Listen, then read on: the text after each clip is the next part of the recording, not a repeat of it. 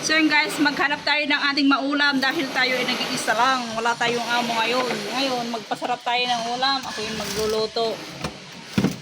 Marami pala ditong gulay. Kumuha pala ako ng tawag yan. Hipon, aking sasabawan para mas madali. Madaling lutuin. Tapos mayroong gulay. Kukuha ko ng gulay. Wala sila, umalis sila, pupunta sila ng Qatar tapos diretso sa London. Kaya magpasarap tayo ng ulam ngayon.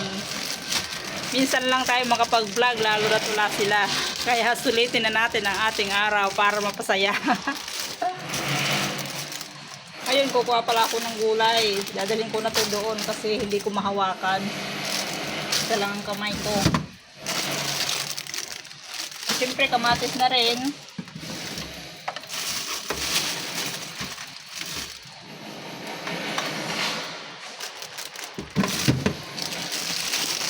So masayang araw natin ngayon dahil wala tayong amo. Ngayon magpasarap tayo kahit anong kainin natin pwede. Pwede rin tayong bumili sa palengke. Diba? Ngayon magluluto na tayo ng ating makakain dahil tayo ay nagugutom na rin. Dahil marami akong nilabhan kanina. Ayun sa washing machine hindi ko pa pala nasasampay. Dahil nga naligo ako tapos naglinis ako ng bahay. Pagkatapos ko maglinis ng bahay, naligo ako para ako naman ang malinis. So ayan, nililisan ko yung aking hipon.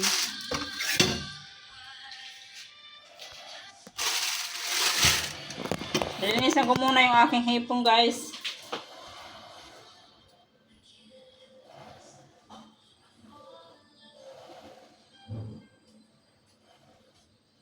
Siyempre, pinatay ko muna yung aking sounds. Kasi mabiviolation tayo.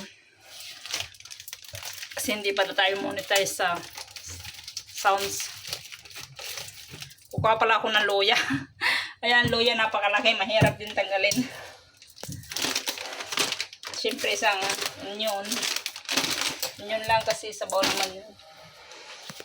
Dati na siyang hihiwain. Tayo ay magluluto na. Panitingin ko sa kapitbahay kasi baka andiyan yung chismosa at ako yung chismis.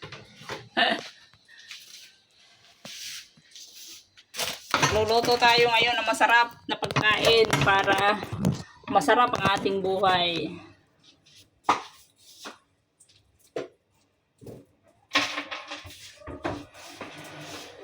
Kunti na lang pala ang gagawin ko kasi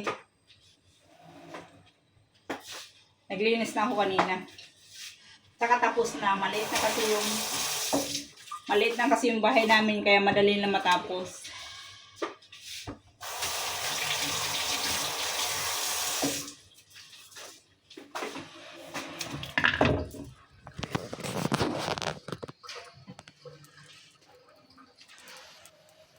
Ito nga pala yung aking sahog. Ayan. Luya tsaka yung ano. Tapos kailangan pa natin mag-init ng tubig. Lagay natin yung cellphone dito. Sama natin pwede ito ilagay. Tayo ay maghihiwa ng ating sangkap. Sana hindi mahulog yung cellphone kaya mahulog yung basag!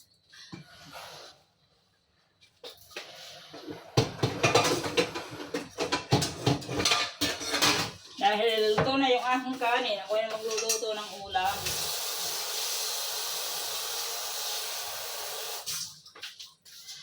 Kundi lang pala na tubig nilagay ko para mabilis. At aking papakuluin.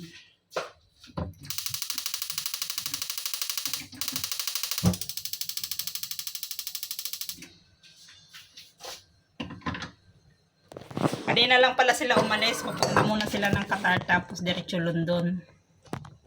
Yeah. Masaya na naman ang araw natin ngayon. Wala tayong amo. Isang buwan, walang amo. Ay, charot. Sarap ng buhay. Tapos binigay na rin niya yung sahod ko ng pang isang buwan sa ng March. Kasi wala nga sila dito.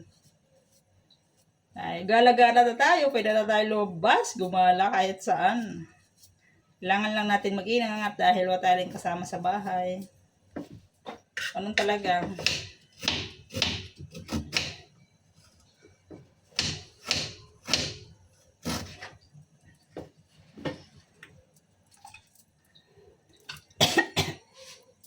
Nilakasan ko na ng apoy para mabilis kumulo.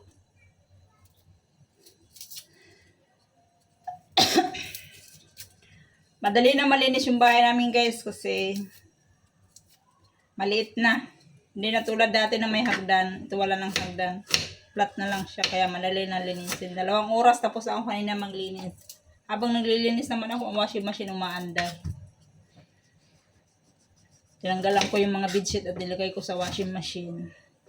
Tapos mayroon pa ako isasalang na bedsheet, isang salangan.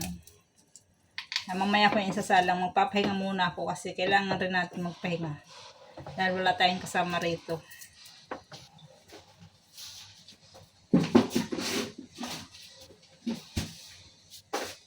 Pero masarap yung ulam natin dahil sabaw.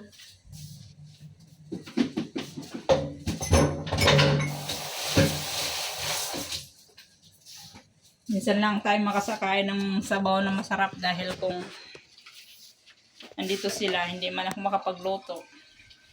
Dahil hindi man sila kakain.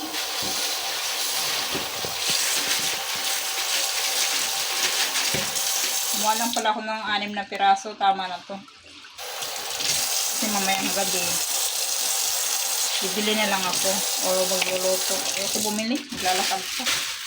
Bukas na lang ako bibili. Baka bukas lumayas ako kasi linggo bukas. Diop na mga katulong. Katulong. Diop natin. So yan guys, ang aming bahay. Ayan. Malinis na. Ayan, malinis na. Yun, salangan ko. Isasalang ko yun. So, ayan yung aking nagawa ngayon. Kaya, kailangan natin kumain.